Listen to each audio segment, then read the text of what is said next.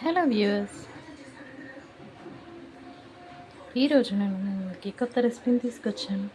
కారపు రొట్టె. దీనికోసం కావాల్సింది ముందుగా బియ్యపిండి 3 కప్పులు, పెసరపప్పు, కొంచెం నువ్వులు, కొంచెం జీలకర్ర, కొద్దిగా కరివేపాకు, ఒక ఉల్లిగడ్డని సన్నగా తరిమి వేసుకున్నాను. కారపు రొట్టె అని చెప్పాను కదా, సో దానికోసం నేను పచ్చిమిర్చిని, కొంచెం పసుపు, కొద్దిగా సరిపడా ఉప్పు, కొంచెం నూనె, తగినంత నూనె వేసుకొని మిక్సీ చేసుకున్నాను.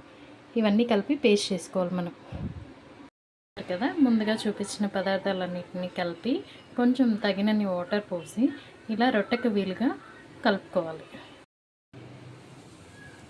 నెక్స్ట్ ఇలా పిండిని తీసుకొని రొట్టెలాగా ఇలా ఒత్తుకోవాలి. చూసారు కదా, నేను ఈ విధంగా రొట్టెని ఒత్తుకున్నాను చేతితోటి.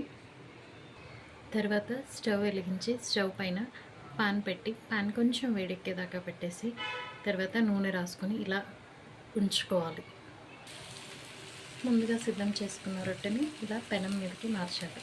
తర్వాత నూనె వేసుకొని సరిపడా నూనె వేసుకోవాలి. రెండు సైడ్లు మంచిగా క్రిస్పీగా కావాలి అనుకుంటే క్రిస్పీగా కాల్చుకోవచ్చు. కొంచెం తినలేము క్రిస్పీగా అనుకుంటే మెత్తగా కాల్చుకోవచ్చు. ఎలా అయినా కూడా ఇవన్నీ వేసాం కదా, చాలా టేస్టీగా ఉంటుంది. చూసారు కదా, ఇప్పుడు నేను రొట్టెని తిప్పేసాను. సో ఇంకో వైపు కాల్చుకోవడం మనకి ఈజీగా ఉంటుంది.